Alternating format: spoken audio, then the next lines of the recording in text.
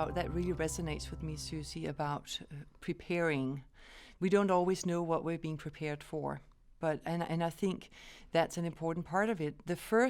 As I was thinking back, my first season of waiting in my life was when I was a teenager. I was in high school, and I have always loved singing. I was in the choir at school, in the choir at church. I loved doing praise and worship, and I was part of praise and worship team, and my way of connecting with God was through praise and worship.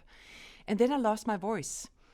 And for a week, I had no voice. It just disappeared. And of course, there were some medical things, and I got checked out what it all was. And what, to make a long story short, what ended up happening was that from that week of my voice being gone till being told, well, you're going to have a few weeks where you have to be careful speaking. Once my voice came back, you have to be careful singing. You can't sing for the next 2 weeks. That the 2 weeks became a month. For a month you can't sing.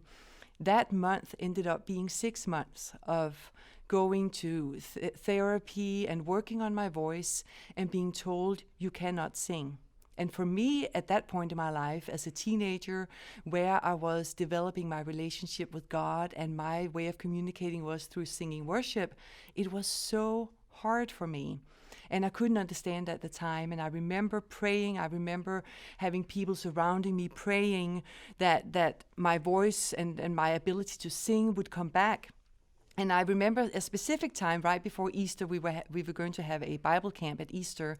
And I so wanted to join the worship, and they were praying for me. And I remember stepping out in faith at that camp, believing God has healed me. And he had.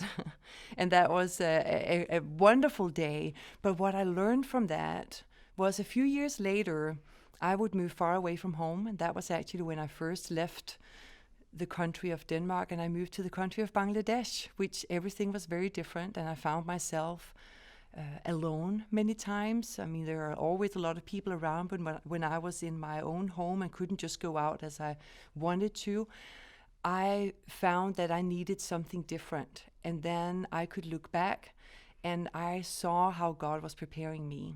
He was teaching me not to be dependent on any form of worship, not to be dependent on having people around me, not to be dependent on any particular thing to communicate with Him, that His presence was enough and that worship was in my heart. And He was preparing me that whole time through that season that was so hard for something that happened several years later.